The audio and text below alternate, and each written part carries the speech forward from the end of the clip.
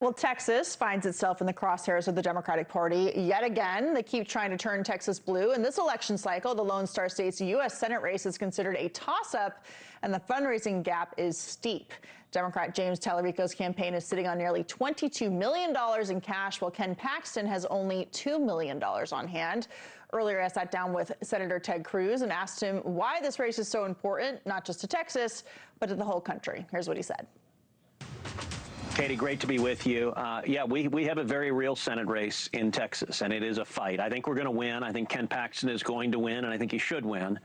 But this race right now is neck and neck, and the Democrats are flooding cash into the race. You're getting millions of dollars that are coming in from New York and California and all over the country.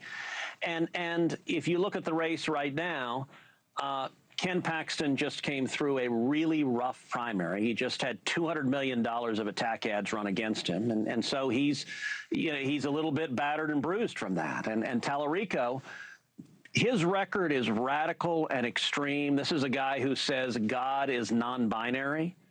This is a guy who says there's 6 different genders. This is a guy who has a vegan campaign and says no meat allowed because meat is destroying the world. By the way, we live in Texas. Texas, we raise cattle. This is I know a guy a lot of who ranchers says, in Texas. Yes.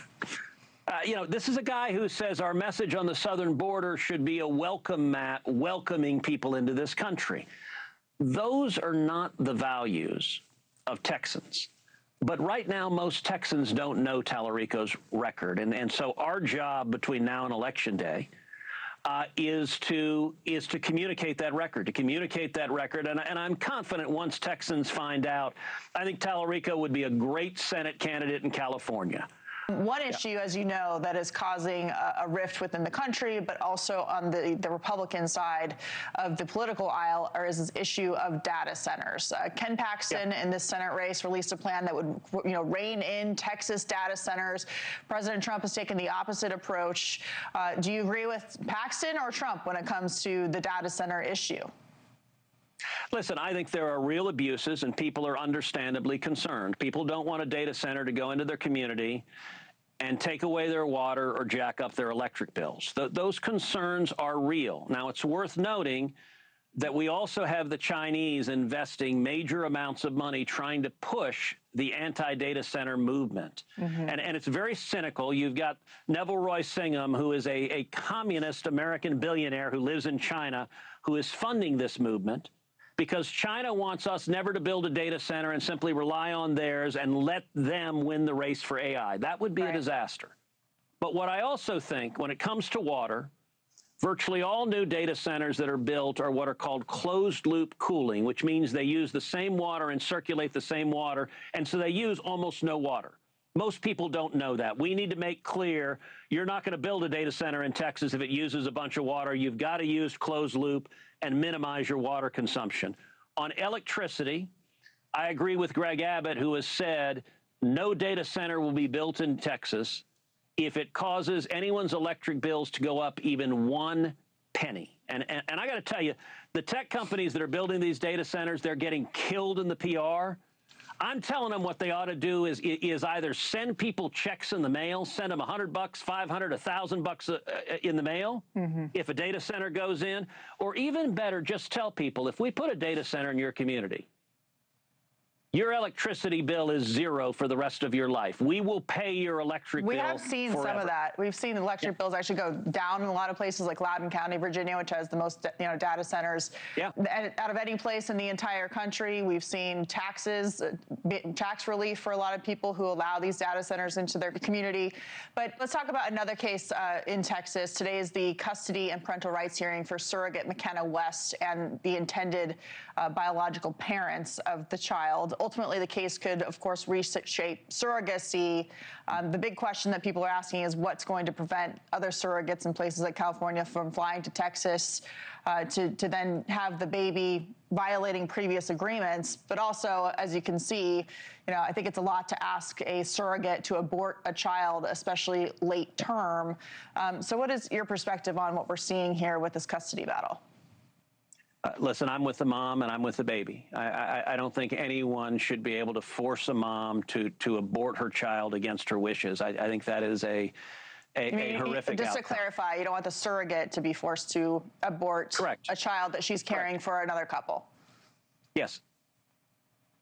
Yes, look, I think we should err on the side of life. I think we ought to be protecting moms. I think we ought to be protecting babies. In this instance, the mom who is carrying the child, I don't think anyone should have the right to come in and say, okay, we're going to make you have an abortion against your wishes. That I think is a terrible outcome. All right, so let's move on to your book, Going Further. It's out today, which follows the life of Justice Clarence Thomas, a great American. It's based on 9 hours of one-on-one interviews. I'm very jealous that you were able to put this together, Senator. I know you have 9 hours of interviews, but if you could tell one story that defines him or that people should know about him, what would that be?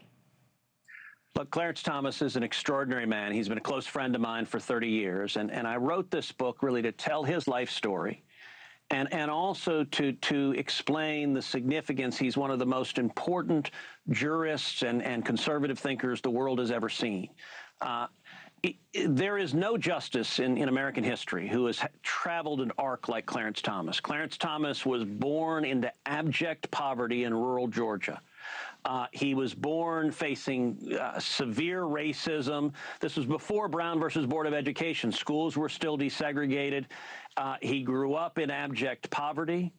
He spent a number of years wanting to be a priest. Instead of Justice Thomas, we almost had Father Thomas. And he went to seminary, he studied. But he ultimately got disillusioned because the church was not standing up against racial discrimination effectively enough. And so he left the church, and he went to Holy Cross and Yale Law School, and he became a left-wing radical. He became a radical in camo pants and combat boots and Malcolm X posters on his wall, and he was at a riot in Harvard Square.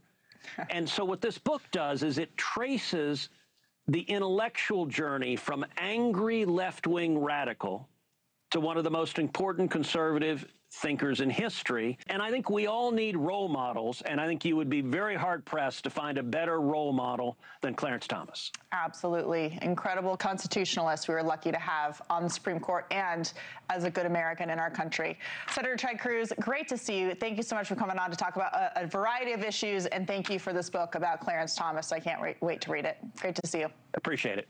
Thank you for watching. Subscribe below and download our NewsNation app right now on your phone, and you will get fact-based, unbiased news for all Americans.